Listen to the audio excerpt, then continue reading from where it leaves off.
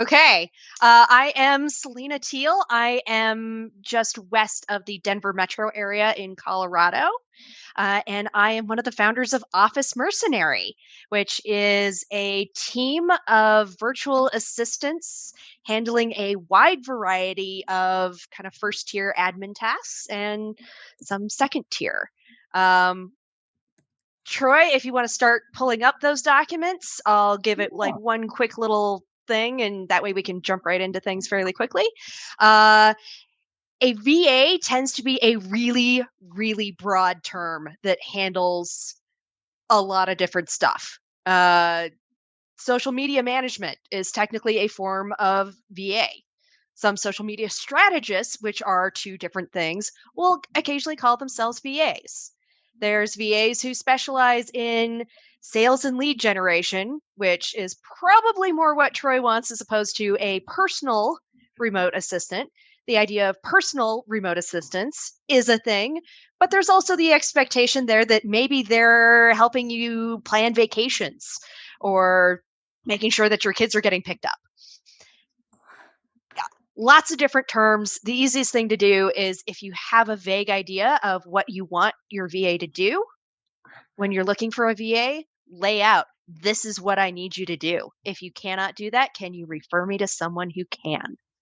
Um, and then there's different kind of groups of VAs. There's obviously overseas, which are, yes, largely going to be cheaper. And so if price is your big thing, that is definitely a way to go. I've run into really great overseas VAs. I've run into questionable overseas VAs. There's not anything inherently wrong with them. There's independent VAs, which is actually where I started when I left the corporate world. I did it on my own for about 3.5 years. The advantage to that is you've got someone who's super duper dedicated to you and you have this really intense, close relationship to them. The downside is if they get sick, they have a family emergency, they forbid go on a vacation too. They don't work out, there's no backup system in place. Then you've got the really, really big companies that do VAs. One of the VAs for like Richard Branson ended up opening her own company. And then you've got a huge team. Yes, you will always have someone covering it. Yes, they do tend to be middling to higher priced. Do you have that personal relationship? Less so. Then you get kind of these weird in between companies like mine, where we actually do function as a team. My business partner and I, between the two of us, have well over 20 years in the admin space. I started doing admin work when I was 16 because I'm insane. Uh, and then we have other VAs who are kind of starting out. We train them. We help create operating procedures and clean up these type of training documents if you happen to have them, which is always great if there is a training document or some sort of systems operations procedures written out or in a video that people can refer back to. That is something I'm always going to recommend. If you don't know how to do it yourself or how you like doing it, it's really, really hard to hand it off. Really hard to hand it off. So, but we're kind of a boutique one. We'll help clean up and create that thing and then provide extra support for when you have your independent VA who's kind of your one-on-one kind of go-to person, but we provide backup and support if they have problems, if they get sick, if they get busy, if they don't know how to do something, one of us can step in and help. So you're like a built-in insurance policy. We are a built-in insurance policy. If your VA doesn't work out for any reason, we step in and we basically make sure the lights stay on and everything keeps running until someone else gets in. Um, and that's basically the risk that my business partner and I take on running that is that sometimes we're going to be in the weeds doing the work. We haven't had to do it very often because we're very picky about the people that we hire, but it has happened once and it worked okay. Everything kept up and running. Yeah, I was So, letting the group know that I released a few VAs not too long ago, and I'm suffering it for it. I'm feeling it. I feel like I gotta do this work. yeah, trying to do it like I'm not going to say that when my partner and I ended up going in, we're like, okay, we've got to take over this. Oh boy. There were some late nights, but the point is we were mostly the ones doing the late nights as opposed to the client doing the one spending the late nights trying to get caught up with everything. Right. So, So quick question, from the range from overseas VA to remote PA, personal assistant, whatever. What is the dollar range like? Just because of my ignorance, I know that you could pay as low as $4 or $5 in certain countries, but pay as high as, for on the executive end, a lot more. So, what's a good average range if someone needs a good virtual assistant to kind of stay within? within like the kind of the happy medium. Yeah. Um, the happy medium, if generally, like our base fee is for something non-specialty Hmm. is 27 an hour. Hmm. If you've got a solo person, honestly, if they aren't charging $30 an hour at least, Hmm.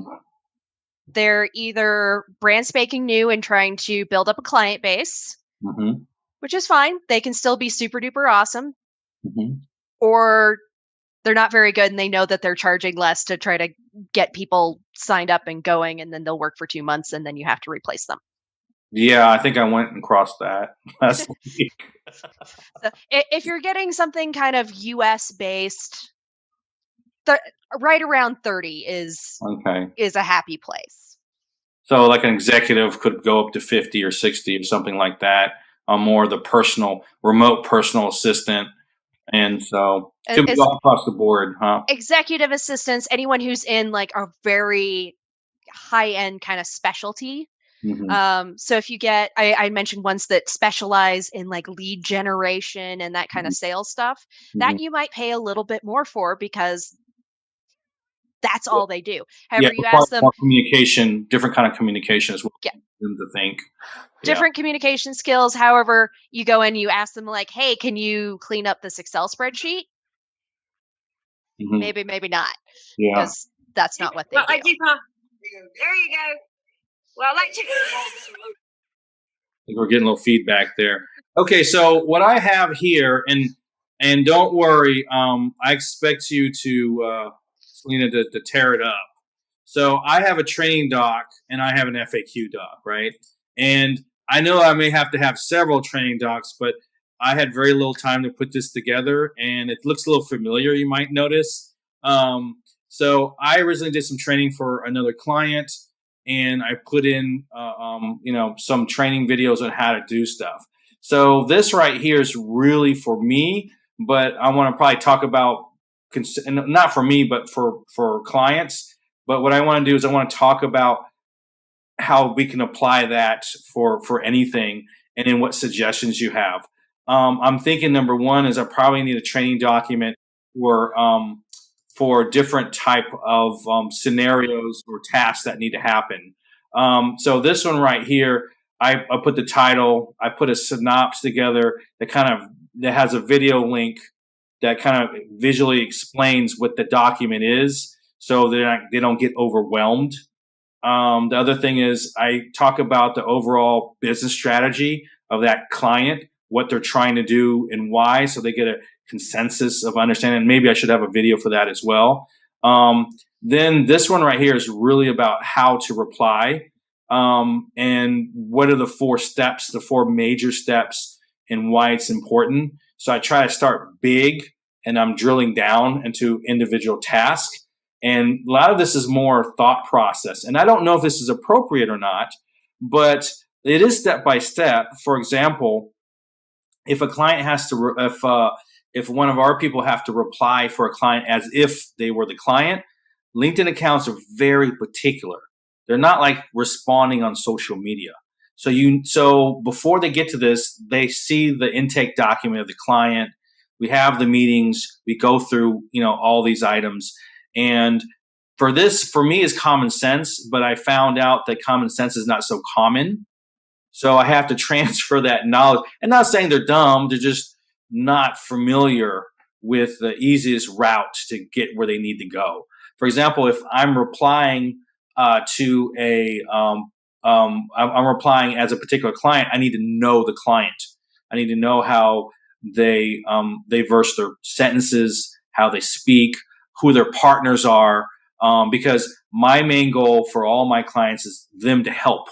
So I'm here to help. And so understanding that there has to be a thought process, but also a step by step process. So the first step would be to kind of review the message, itself. Then review the previous messages or conversations. Possibly review the actual profile, because in a conversation you always want a connection. You want to draw to see what's very familiar, what makes sense to talk about, if there is anything in there. And then I have step 3 and 4 that are optional. If they really need to dig deeper before they can get a good answer, they should look at the company profile. And then you can even go down to the site. And then there are certain things that come in. So I have a video on those are the steps in order to reply, but you need to figure out who to reply to and why. So before they get started, they understand the subject. Is this someone that's going to be interested? Someone that's not? Someone that just wants to have a conversation? Because you want to reply to virtually 98% of the people. The other 2% are just the bad people you don't want to reply back to on LinkedIn. But and so I put a video together, and this is what we call the daily list. So there's a spreadsheet and an email, and that's built out manually. And so that way the person replying has information to start from to go to that particular account to apply. And I'll go through this pretty quickly. I'm a long talker, so my apologies. We have overview on how to reply, certain instances on, if they say this, maybe do that. And then this is an example of a positive reply. How do you handle that? We may have another function like the posting parties, which may be a totally different thing. You're familiar with the posting parties, of course. And what that is if we post something, we need to boost that post on LinkedIn. How to go there, how to register, and all the mechanics for that.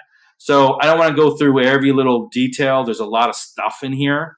But the other document is a strict FAQ. And an FAQ is, how do I reply? How do I find the links to reply and how to reply? How do I grab the booking link? What if he asks for my email? What if I have testimonials? He asked for a testimonial.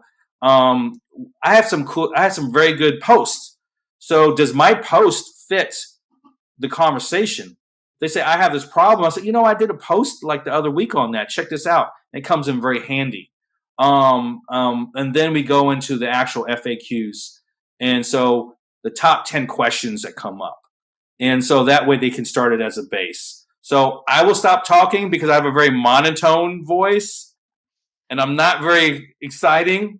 But Selena, if you like, you can go ahead and comment on that, disregard it, or whatever you think we should do on that. Because what I'm trying to do is learn from you to make sure I structure this properly.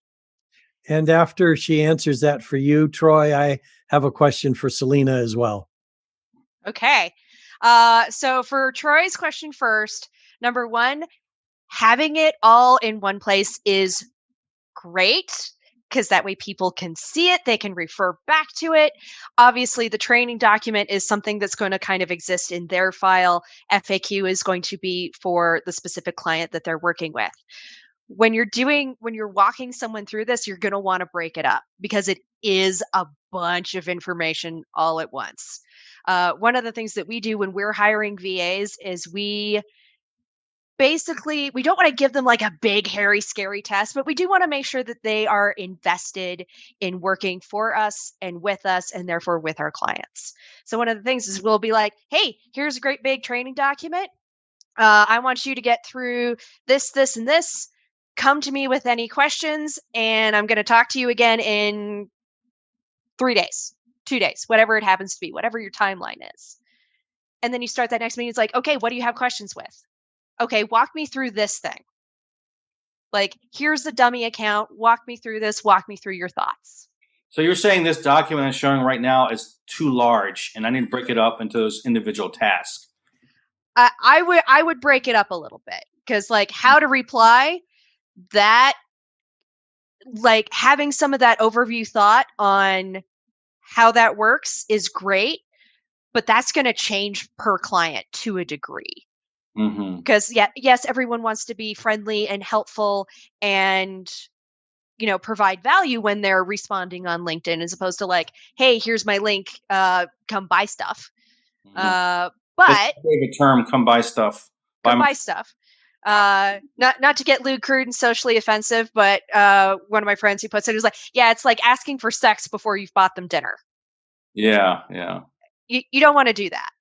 So Yeah. that's kind of the overwhelming view of, yeah, don't do this. Make sure there is a conversation going if it comes up naturally. It's a old-fashioned Fantastic. courting process. That's why I tell my clients, like, if you're courting someone, you go out there and you not just put your best foot forward, but you're attentive to them, and you go out and you open doors and you have polite conversation, and you don't try to close any deals. You're there to be the person to be with, and grow from there. So giving them that kind of oversight view to make sure this, like, yes, this is what we're about and this is what our clients are about. Fantastic. But have that as kind of its own little thing. How to register per event video. Like, some of that is having this is like your basic training document, Mm-hmm. but having like, here's the stuff that you need to know right off the bat. Mm-hmm. And say like, So, okay, I so want you to at try least to log personally, into a maybe remote. train. I'm so sorry. Oh, no, you're fine. It's like, if you want to give, like, again, kind of low little tests, be like, hey, try to log into a remote desktop, look at some stuff on my profile, and how would you respond to these 3 people? Let me know in 2 days. Got it. If you have problems getting into the remote desktop, let me know. If they do it an hour before you're supposed to meet, you have an answer on what their work ethic is. Got it. Definitely. And then we had someone else had a question. Yeah, ready. Ready. Yes. Hi, Selena. So first off, Troy, I'm impressed with what you've got here because I have absolutely nothing. And the second thing is, I've got a VA who's been with me for probably 3, maybe 4 years. She does my social media posts. She has built a couple websites for me. She handles my Infusionsoft. She's certified, on and on and on and on. And if she had a heart attack and died, I'd be up the creek Yeah. because I have no clue as to how she does any of that because she's so good. I just say, I need this, and it gets done. Ideally, you have a relationship with your VA that works like that, where you can just, I trust it's going to get done because you're great at doing what you're doing. One of the things that I usually recommend when you are working with a single VA, like it sounds like you're working with, Yes. is do occasionally have them say, like, hey, can you put together an SOP for what you're doing? Just as a backup system, you're still doing great. This is not like, I'm looking at potentially firing you, which is the other fear. That way. Yeah. Yeah, I can see Yeah, that. the fear is if she just decided to stop working or retire or had a heart attack, it dies. Can I ask you something? Are you expanding any of your social media stuff at all? Like any more work? Because if you are, it would be a very good excuse to transfer that knowledge on a document, per time. I'm not planning to. I don't even know how to. I mean, I don't even know how to post to Twitter or any of that. She does all that stuff for me.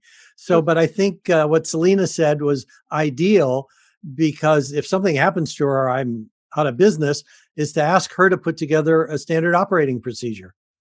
It's and it's good to kind of update an SOP on a semi-regular basis anyway, because, you know, Facebook is notorious for changing how they do stuff. Oh, hashtags are completely out. If you use them, it's going to crush your reach. Okay, now we like hashtags. You can throw in one or two. We like that. Oh, never mind. They're back out again. That's Yeah, I get it. Yeah, and she handles the Facebook stuff. I it's sort of like I know how to drive a car, but if anything is needed under the hood, that's what I hire someone for. and if like sometimes typing out an SOP, it can be a time consuming drag. So something like a Loom It wouldn't video. be for me because I'd have her do it. It's true. It's true. But like another option for her is to do a Loom video, like while she's doing the stuff anyway. Just sit there and do it and have her talk through it while she's doing it. Like, yep, here I'm posting on Twitter. Here's where I normally grab this stuff. This is my thought process behind doing it. And then I hit post and I schedule this stuff this many days out. So how long does it take to put together a standard operating procedure? I know it, like for me, it may not take as long because I have the components and I'm kind of a nerd. So I'm like a maniac. I'll just go through it. I'll do the videos, but I'm not a normal person. So if a typical, say you get a VA, you have a typical set of tasks, whatever they are, you're gonna concentrate on what they need to fix. And then you'll break out different tasks. And so even if it's the same person, you can treat them differently. So putting a standard operating procedure together, I'm just curious on how long, what's appropriate. And this is really for Rennie, not me. um, in terms of the time it should take to build, like obviously people's writing speeds and how much they go back and tweak it and oh, I don't like that term. I want to, oh, you don't need to go necessarily into the nitty gritty. We have a client who signs all of her emails blessings. She's one of these yoga meditation, like kind of woo Yeah. woo. She doesn't need to put that in the SOP. That's something that the VA should pick up on though. But But as you suggest a video along with step-by-step process. we usually like to do both because it takes care of most people's type of learning process. Some people are visual learners, some people can read it and it's not a problem. That kind of covers both avenues. Generally, we say if it's taking you longer than a week to put something together, you're probably getting way too granular about it. Mm-hmm. You're going to get in there. Someone else, when you hand stuff off to someone else, they're going to read what you wrote and go, okay, I've got all of this, but this one thing, like the phrasing, the way they put it with this doesn't make sense. I need to ask a question about it.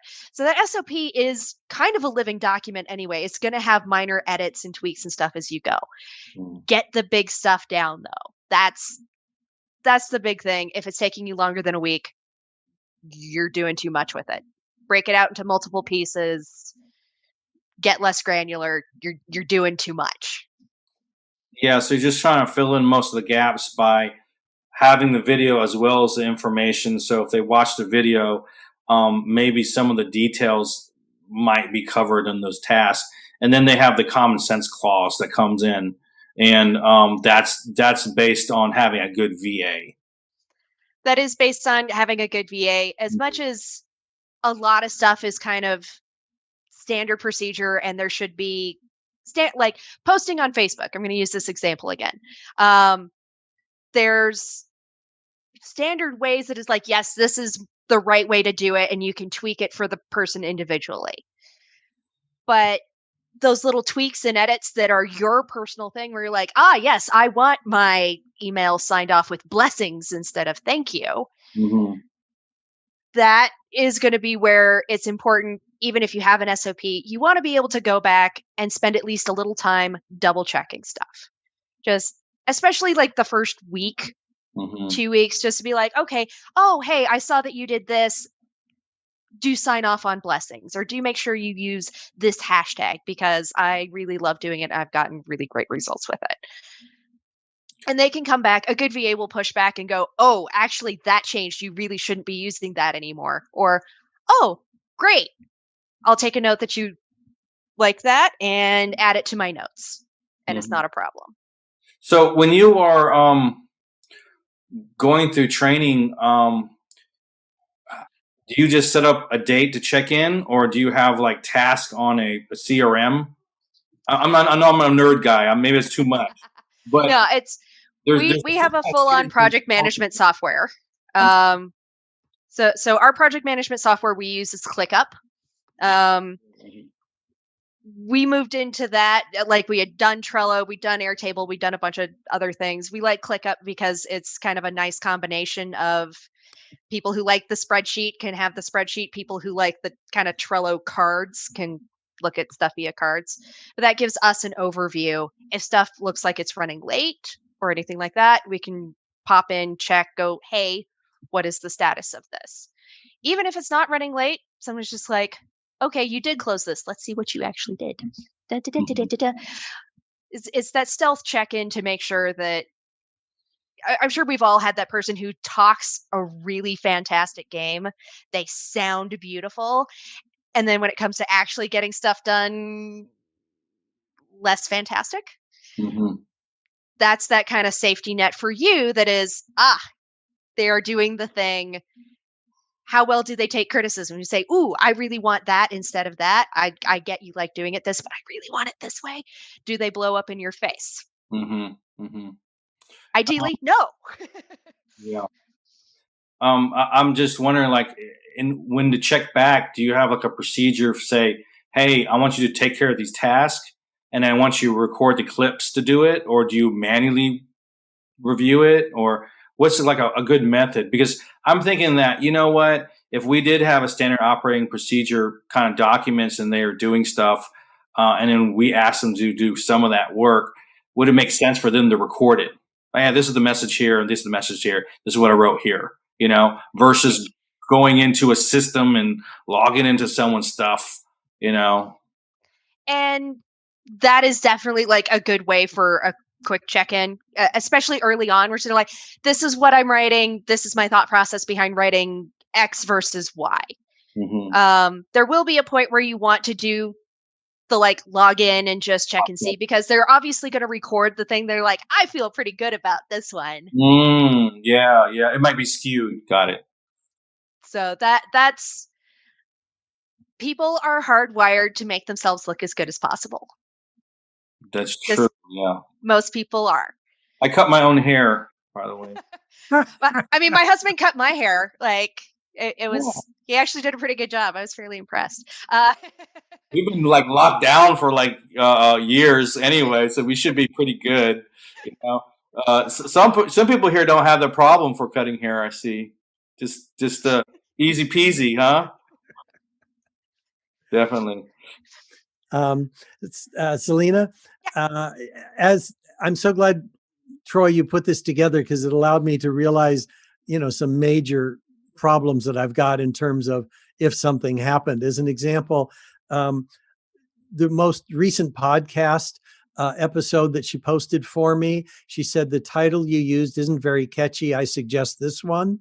And so I said, yes, I like that. And then there was something else, one of my emails, she said, oh, if you have this in your subject line, it'll probably hit the spam filters and won't get through.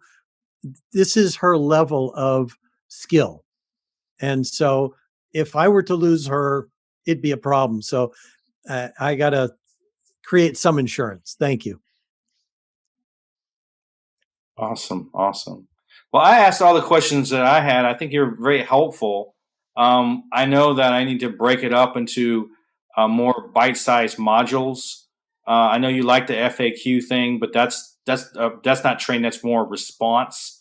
You're using ClickUp, and the last speaker, Jesse Gilmore, P. Gilmore from last week, he also uses ClickUp. So I'm hearing a lot of good things about that. I didn't know if you knew that or not. And he was talking about just transferring that knowledge base, and they may not have all the little details, but if we have a VA, it would be great to have a VA train another VA, and take that over after a certain point. And if it's module enough, saying, yeah, these are the tasks that you're going to do. This is how long the task should take after you get pretty good at it, and this is how we're going to check it. Those are at least 85% repeatable tasks. That last 10 or 15% may be have some uniqueness to it, I think. So can I recommend something? Just Sure. like so, I've been doing curation products for 20 years, and I had a client. It's the problems that we are talking about here. Where is that information, and why do I need to use it? And that information, if you document it like you're doing in FAQ type documentations, is something that becomes an asset for your company and you can reuse it all the time. And I also like to say that conversational chatbots, these UI interfaces, are really optimal for that because people can just ask it question. Hey, I need to post on Facebook, and this is the type of challenge I have, and you can direct them to the right information or to the right examples. Hmm. And they don't have to go through a large document to try to figure things out. They can just ask a question and get the answer for it. So with curation and chatbots together, you can really achieve both things and create assets out of your employees' knowledge and work habits and reuse it over and over again. Yeah, I think that's very valuable. I think it's more valuable when you have enough information. So I think when we're building something specifically for VAs for individual tasks, the task is so finite, you know. But as the company becomes more mature, I think I think that's what they use now for AT&T and all that sort of stuff, right? I mean, those bigger companies, they have a vast knowledge base on how to fix stuff. Do they use a similar technique, Kron? Well, the client I had was a huge insurance company in the UK. Mhm. And they had, we started with 3 people, and 150 people in that organization started using it. And what they found was that, number one, when they started putting these indexes, these curated portals together, it took about 2 or 3 months to optimize it, because they would put something out there, they would get feedback from people, and they would reorganize it. But once they did that, anytime they brought in new people, it was so much faster to train them because people knew where everything was. And in general, they created about 1,000 different links to different types of information, and they actively used 600 or 700 of them. 600 or 700 links is a lot of links if you want to go and try to look for it, even for an organization that's So how much content is that? Say, for example, a Word document. I mean, because that's something we are familiar with, right? How many Word document pages would be that size? Well, let me ask you this. How many FAQ? I just saw a table of content in your document. How many do you have in there? Oh, for an actual FAQ, just 10. For a client. You have 10 in there right now. That whole big document. Well, each individual client has a top frequently asked questions. But besides the FAQs, and this is replying, this is not training, this is replying. Right. So on top of the FAQs, they have probably about 50 links that we use quite often. And there's a couple of questions that came up on the links that was private message to me. But so I have one large document for training, which I was told I need to break up to be more modular. And then I have the FAQ document is for replying. But even 100 links, if I'm an assistant and I'm doing something online and I have a problem, if I can just ask a question and get my answers right away without having to go look through the documents, that is a huge help. It is if the volume is large enough. For example, this one document is for a VA or a remote PA is a Bible. So the format's always the same. They already know the client. They're only going back because they need to copy and paste to start or grab a link. So it's not really knowledge base. It's more index. A lot of information I have, I just use it as an index. You want to be able to get to that information quickly. You don't, to go in and start looking around to find it. That's the time consuming part, and you can really save it. Obviously, you can build on it, and with time, you just keep adding to it. But I would say if you have 70 or 100 links already, that's good enough as a basis. And you don't know. We should talk. You sent me an email. I did not reply. So we should talk and do something along those lines, either through the LinkedIn post, because there's far more of those. But this is a good idea as well. I had a couple of direct messages. Pat had to drop off, but he was asking me on my list on one of my FAQs, how do I store the links for all the videos or to reference back? Me personally, I only put the things that I think are going to be relevant. So since I post 5 times a week, I'm going to have a lot of content. But I wouldn't list all that content out there, me personally, because I just think that what's important, right now, and they can kind of dig through the rest. So I have a top X amount. Lydia has also mentioned a few things here. She says she's talking about her software actually has project management, has a wiki. We all know. Do we all know what a wiki is? Okay, it's a depository of information, an LMS, and quite a bit of things all together. But I think what Karan is talking about is a little different. But yeah, that's pretty powerful. And along with sales, let's see here. And Karan is for saving and sharing links. We'll contact them, of course. So yeah, I'll contact you, Karan. I'll definitely do that. So I think these are very powerful things to do because, like last week, I'm doing too much. As an entrepreneur, I have too many hats. I'm a programmer, by the way, and I'm a UI guy and a UX guy, right? And I'm actually one of the, well, I used to be, it's been years, but I was top UX guy in Atlanta several years in a row. And I'm also, I guess, a sales guy now. I don't know. Project manager, architect, and then I built the return client company and building these documents and all that stuff. So I am by far like not a normal person, but rarely are entrepreneurs. They're rarely normal people. And I know I have 15 hats. I knock it down to 7. I want to have 0 hats. That's what I want to have, right?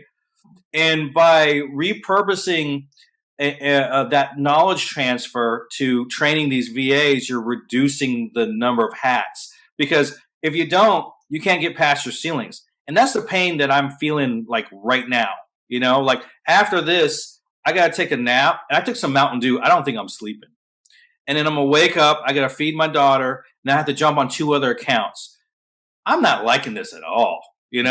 Although the clients are getting excellent replies, the VA we released, she was getting maybe like 4 or 5, booking links out a week for this one client, and he's getting close to 25 right now. So I think I did some improvement, but I don't want to be the be all and the only person because I'm the weakest link. So I'm trying to reduce that, But anyway, I'm blabbing. So Selena, if you can take over. So kind of tying into some of the stuff that you were saying about entrepreneurs, there's actually like a platform called, I think it's 19 Hats. And it's supposed to be kind of a little like what Lydia was saying with Ventive and that sort of thing, where it helps do all this stuff. And it's okay from what I've heard. But the point is, small business owners, medium business owners, solopreneurs, they do a lot. So part of the whole idea of handing it off to someone is letting go of that control a little bit. Yes, if you are doing it, it is 100%, but it is taking you 100% of the time. Perfection is your enemy. 85% done and having it done and out the door, most of the time, 85% is going to get you there. Yeah. So the idea I don't is need a 10. If she's a 6, it's good enough, right? You can start if you get someone in all the stuff out there, right? Without all the issues. So perfection is your enemy. Perfection is your enemy. If you can get them in and they start at a 6, okay, yeah, there's room for improvement. Ideally, you get them up to an 8 or a 9, and then you end up with someone like Rennie's assistant who is like, yes, I can do all the things. Yeah. And that's great. That is not a plug and play option. That is not going to happen in 2 days. Awesome. VAs are still people.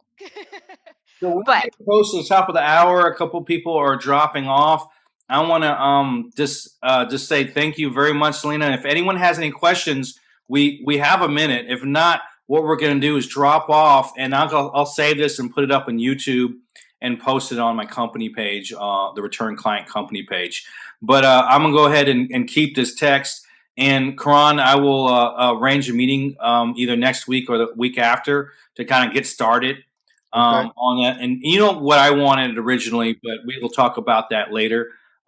Thank you very much, Selena. Any last words? Yeah, Selena, I highly recommend what Selena does, and she knows it because I've referred some people to her already. And if you guys don't book a session with her, I will have her booked up before she will have time to do anything with anybody else.